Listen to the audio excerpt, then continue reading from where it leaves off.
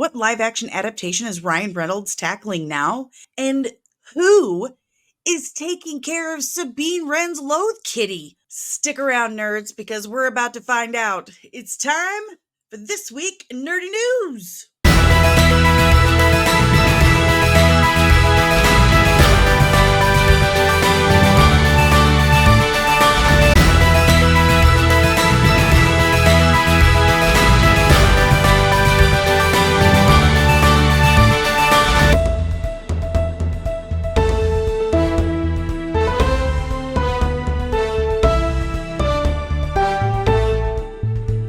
What's up, nerds, and welcome back to This Week in Nerdy News on Comics and Cosmetics.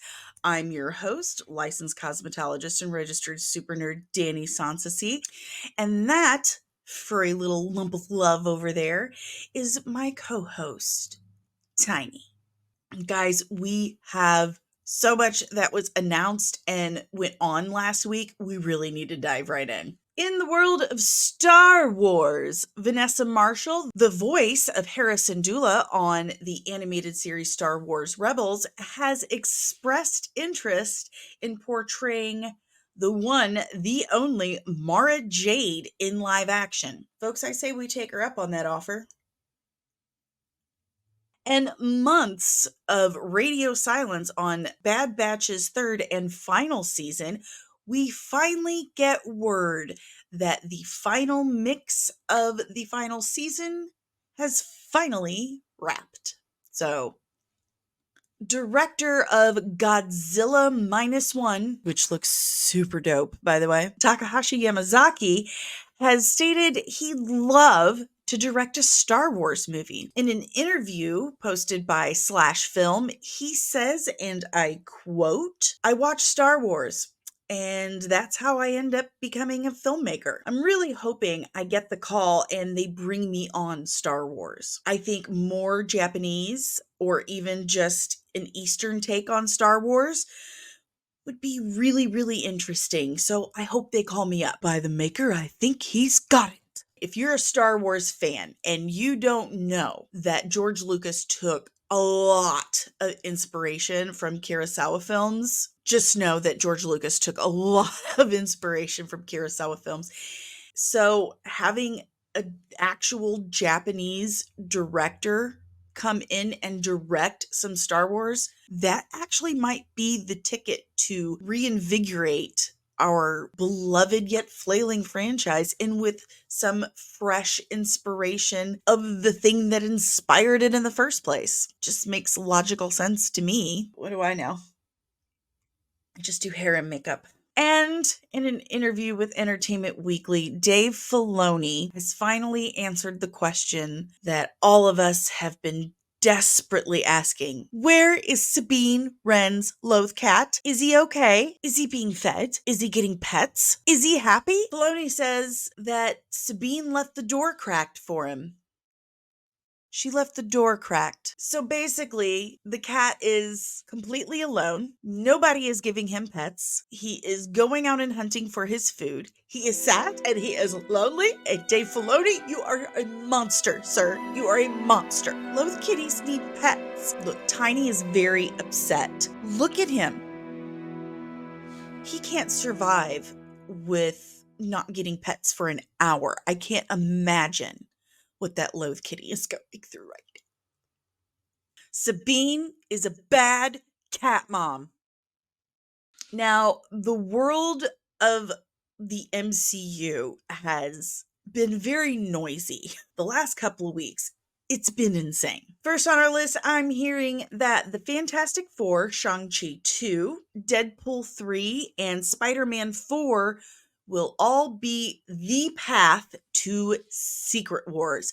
So basically they're telling us is if you want to know what's going on in Secret Wars, you're going to have to watch Fantastic Four, Deadpool 3, Spider-Man 4, and Shang-Chi 2. And according to Daniel RPK, the Nova Project, which has been a back and forth situation for quite some time, now, Daniel RPK is saying that it is yet again going to be a feature-length film, which I believe is the right way to go. Nova Richard Rider is super cool and fun and action packed. But the movie also kind of suggests that we might have a return of Thanos. Maybe we will see him obliterating Xandar in the Nova Corps. Also, the rumors of the return of Daphne Keene's X-23, true. That's right. Daphne Keene is returning in Deadpool 3. The upcoming Young Avengers project is going to adapt the comic story arc of Children's Crusade, which I liked. I liked Children's Crusade. It was interesting.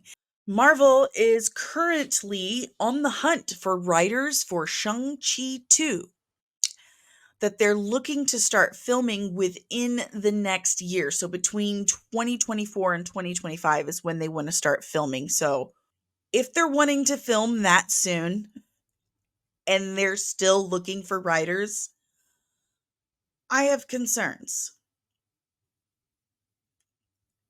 The ever precious Iman Vellani has been quoted recently to say that Marvel needs to make people care about the characters again. I love you, Iman, but duh. That's the issue we're having. If we want to regain that end game excitement, like she said, yes, we need to care about these characters again. Recently, they've been throwing so many at us so fast that there hasn't been time to develop them and have us form that emotional connection with them. So you're right, Iman. We need to care about these characters again. And one of the ways that Marvel can make that happen is throttle back a little bit and focus on these characters more on a one at a time basis so they can put all of that energy into building that connection. Again, I'm just some strange lady on the internet. What do I know? Wyatt Russell has been quoted as saying something very similar to Iman. Wyatt Russell, he played U.S. agent in the Falcon and the Winter Soldier series. Yeah, that series. He says that it's time to get to work, to not take this for granted, and to make good stuff again. Again, duh. But it's nice to hear that the actors who are participating in these shows are aware and they're on the same page. So that's good. I just hope that it happens. Or a few days ago, I reported that Michael Waldron would be writing Kang Dynasty and Secret Wars, and I was like, why don't they actually hire the writers from Loki? Because he only did like a couple. He was the creator of this series. And apparently, Alex Perez, writer from Loki, season 1 and season 2, will be on the writing team for Kang and Secret Wars. So there's that. Yay, good. He's a good writer. Stick with that. It's being said that Marvel is now looking into exploring, new to them characters like Ghost Rider, Alpha Flight, Jessica Jones, The Punisher, The Runaways, and some certain X-Men. They're wanting to go back to that mindset they had in phase 1, which again, duh. Good idea.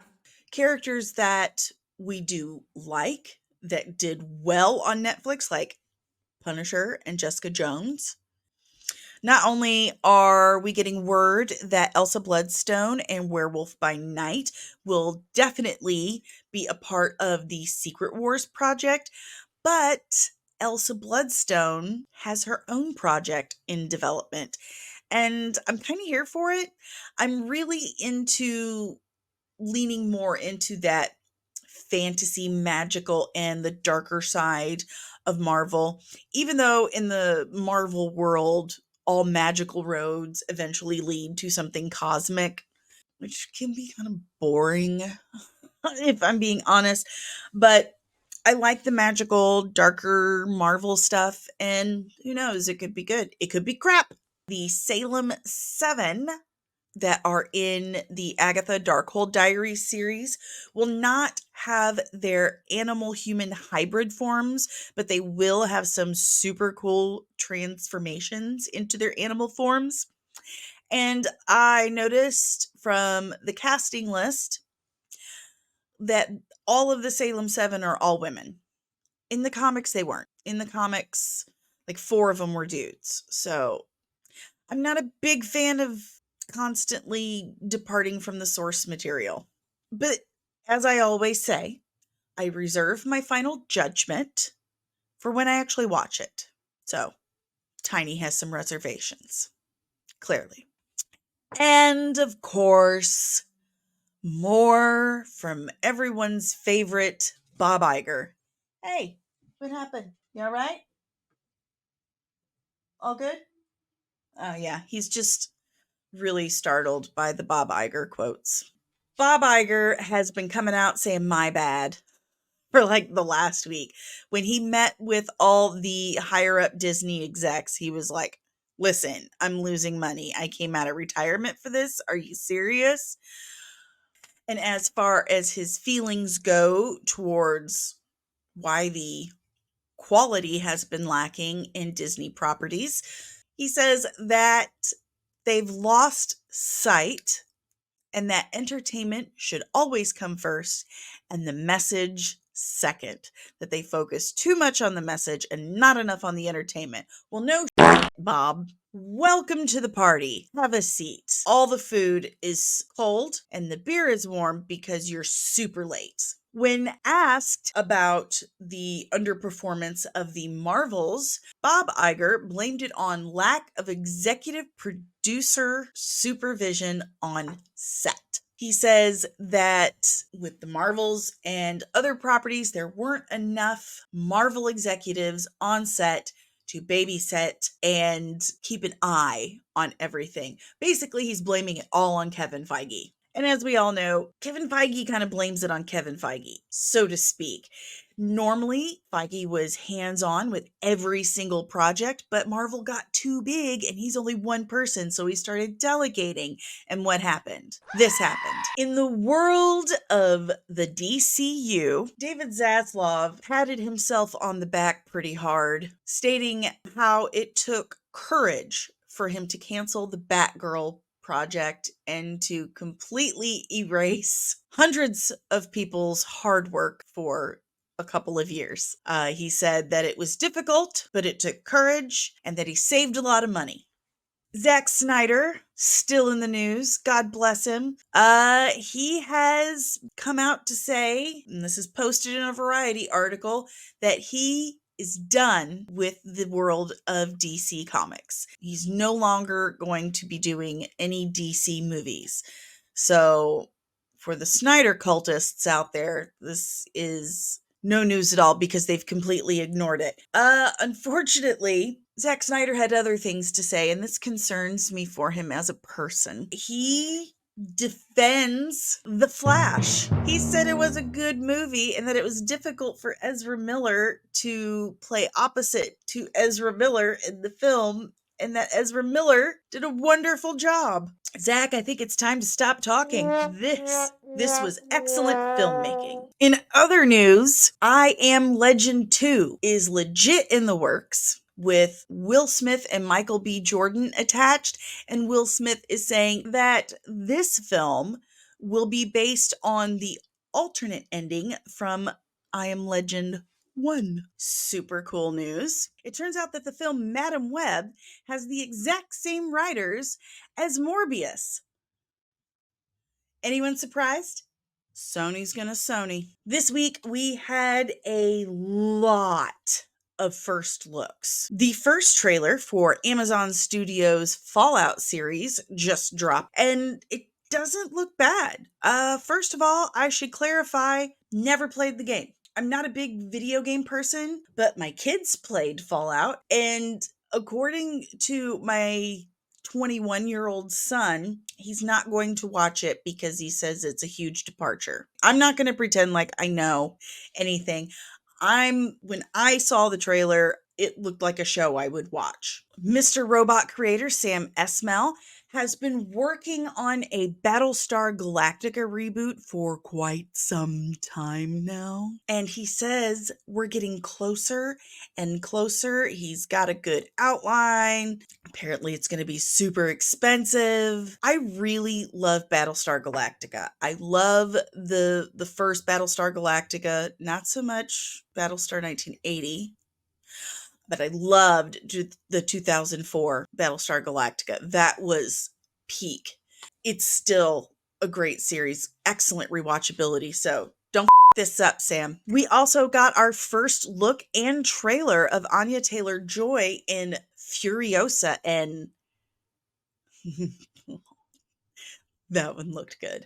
It really does. Chris Hemsworth looks like a really dirty Thor. Like they even have him with a red cape at one point, but I think it looks good. Halo Season 2 is not only happening, but it's dropping on February 8th, and we've got the first trailer for that. I thought the first season of Halo was pretty forgettable. Again, didn't play the game, but my kids did, and I remember them telling me the story. And I was like, that'd make a really good movie or a show. And they're like, yeah. Well, apparently the first season, just huge departure from the game. And it ticked a lot of people off, a lot of fans of the game. As a show in general, I thought it was super forgettable. I was really surprised when I saw it was greenlit for a season 2. But, big but, the teaser trailer for season 2, not bad. There's actually a Halo ring in it. So we'll see. As always, we'll see. Ryan Reynolds is co-producing a live action adaptation of the cartoon Biker Mice from Mars. I did not have that on my bingo card.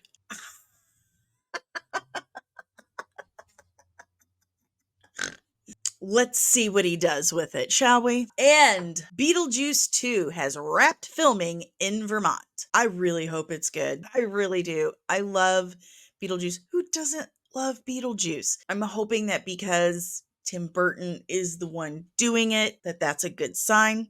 We'll see. All we know now is that it's wrapped. Robert Eggers' Nosferatu has gotten its release date, and it's Christmas Day 2024, one whole year from now. I don't know. I'm pretty excited to see it.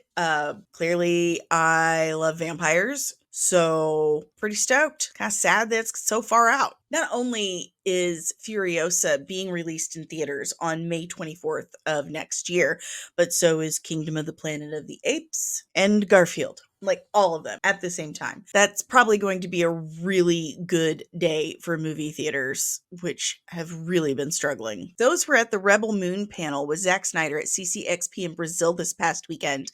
Not only got to do the meet and greet, but they got to watch Rebel Moon immediately after. It's not due in theaters until December 15th, and it's not going to be on Netflix until December 22nd. So those nerds down in Brazil are pretty lucky, and I'm a little jealous. We also got to see the trailer for season 2 of House of the Dragon and the season 2 posters. So good. I love Game of Thrones. Okay, up to like season 7. All right. Big fan of the books. Big fan of House of the Dragon and the Fire and Blood Targaryen history. Really looking forward to it. Matt Smith has totally blown us away with his portrayal of Daemon Targaryen. Wow. It looks like in season 2 of House of the Dragon, we're going to get some serious dragon battles. And let's face it, folks, that's what we're here for, right? Fire and blood. Speaking of blood, The Boys season 4 trailer has dropped, and woo, I'm looking forward to it. We've got some new soups. We got Firecracker with her show Truth Bomb, it looks like, and Jeffrey Dean motherfucking Morgan. Yes. The Last of Us season 2 begins filming in February of next year. So in about 2 months, they're going to start filming season 2. And that's all the nerdy news headlines I have for you. Are you kind of bored looking for something to watch and you can't quite find something? There are a few shows that I do recommend you check out. I'm amazed that people aren't talking about them more. I've been enjoying them thoroughly. First on my list is For All Mankind on Apple Plus. New episodes drop on Wednesdays. There's 4 seasons and so good. So interesting. It's an alternate reality if the Russians had made it to the moon before we did, and how that changed the priorities in the United States regarding space exploration, technology, etc. Very interesting. Highly recommend. Also on Apple Plus is Monarch Legacy of Monsters, starring Kurt and Wyatt Russell playing the same character at different time periods.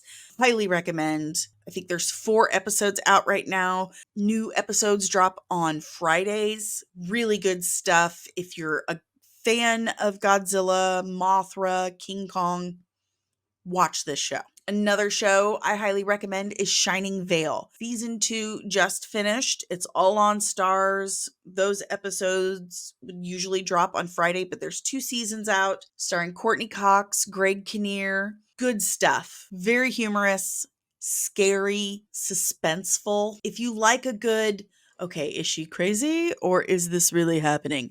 Definitely watch that show. And I've just discovered a show on MGM Plus called Beacon 23, starring Cersei Lannister herself, Lena Headey. I like it. I have no idea what's going on. There's 4 episodes out.